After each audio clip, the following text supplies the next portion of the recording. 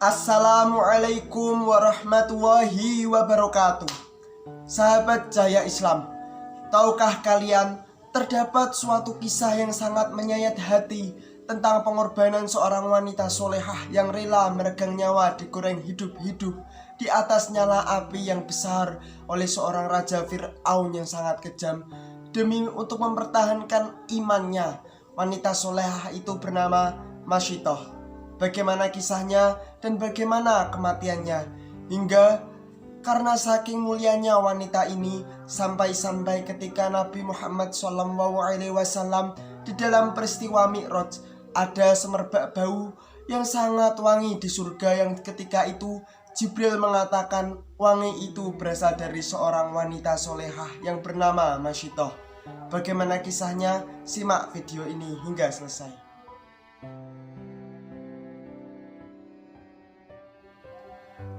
Sahabat Cahaya Islam yang semoga selalu dimuliakan oleh Allah dan selalu dalam keadaan sehat walafiat. Kisah yang luar biasa ini berlatar belakang di negeri Mesir dan terjadi pada zaman di mana dipimpin oleh seorang raja yang sangat kejam, yaitu Fir'aun laknatullah. Ternyata teman-teman, Masyitoh ini bukanlah sebuah nama orang, melainkan julukan seorang yang bekerja sebagai tukang sisir kerajaan pada zaman itu. Dan Masyitoh ini memang tinggal di istana kerajaan bersama 4 orang anaknya yang masih kecil-kecil. Dan bahkan teman-teman sekalian, ketika itu anaknya yang paling kecil itu masih bayi dan masih menyusu dengan ibunya Masyitoh. Dan memang kebetulan Masyitoh ini diberikan tempat yang terbilang layak sebagai seorang penyisir di dalam istananya Fir'aun. Karena Masyitoh ini memang bertugas secara langsung untuk mengurus putri-putri Fir'aun. Kemudian pada suatu hari teman-temanku sekalian, ketika Masyitoh ini sedang menyisir rambut seorang putrinya Fir'aun, tiba-tiba tidak sengaja sisirnya terjatuh dan secara spontan Masyitoh mengambil kembali sisir itu dengan mengucapkan Bismillah, yang artinya dengan menyebut nama Allah. Maka mendengar apa yang diucapkan oleh Masyitoh ini, putri Fir'aun ini penasaran dan kemudian bertanya, "Apakah yang kau maksud dengan Allah itu adalah ayahku, wahai Masyitoh?" Kemudian Masyitoh menjawab dengan mantap dan tidak ada keraguan sedikit pun. Masyitoh menjawab, "Tidak, Tuhan yang aku maksud ialah Tuhanku, Tuhanmu, Tuhan ayahmu, dan bahkan Tuhan seluruh alam semesta." Maka mendengar perkataan Masyitoh dan jawabannya Masyitoh, wanita putri Fir'aun ini pun sangat kaget dan tercengang. Tidak disangka-sangka akan menjawab seperti itu Masyitoh. Tentu saja marah bukan kepalang putri Fir'aun ini. Tanpa rasa belas kasihan, putri Fir'aun ini memukul Masyitoh hingga terjatuh. Kemudian putri Fir'aun mengancam akan mengadukan hal ini kepada ayahnya. Karena ternyata teman-teman sekalian, Masyitoh ini memang sudah lama beriman kepada Allah. Ia menuhankan Allah, mengikuti apa yang diajarkan oleh Nabi Musa alaihissalam, dan tidak menuhankan Fir'aun. Tapi Masyitoh ini memang menyembunyikan keimanannya.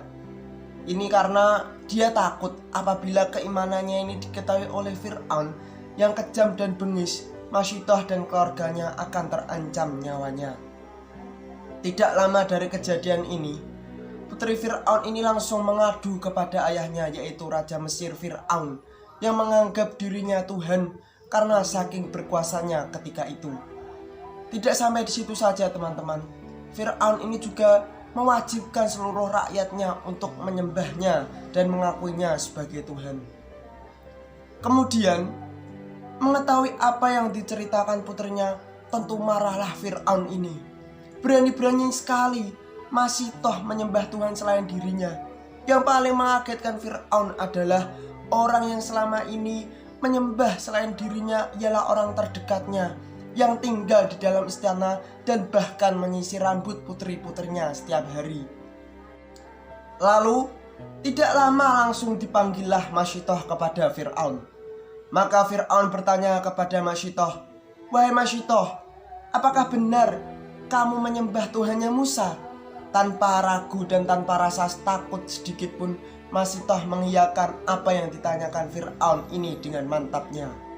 Kemudian Fir'aun mengancam Masitoh, seandainya ia tidak mau murtad, maka Fir'aun akan memasukkan Masitoh ke dalam penjara. Namun, Masitoh memiliki keimanan yang begitu kuat. Ia tetap teguh dalam pendiriannya, tetap bertauhid menyembah Allah Tuhannya Musa. Maka dimasukkannya Masitoh ke dalam penjara.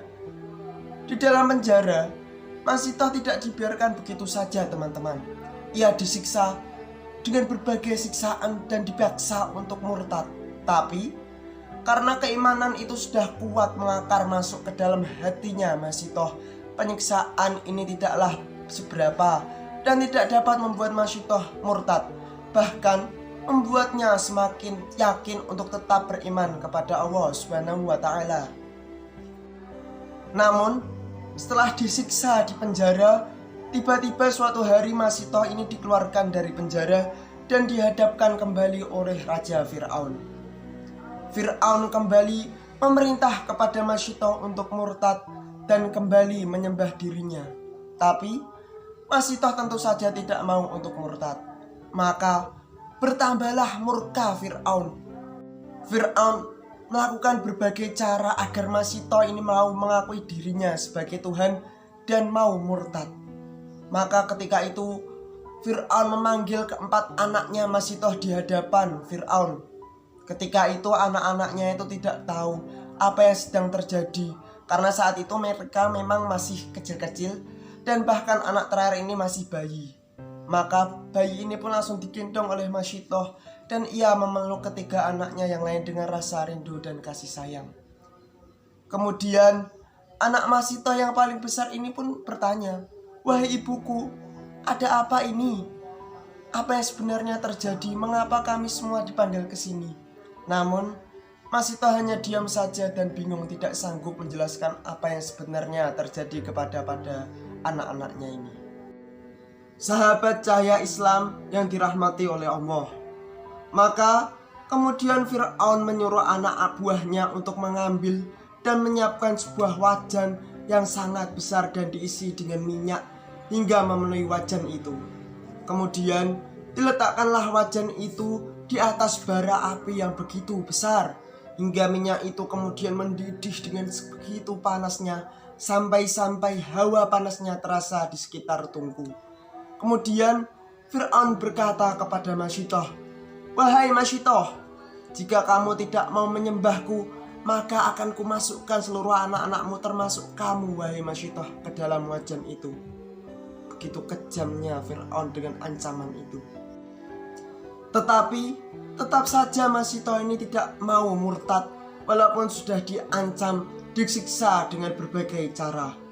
Kemudian pengawal kerajaan mulai mengambil anaknya Masitoh yang paling tua, anak pertamanya.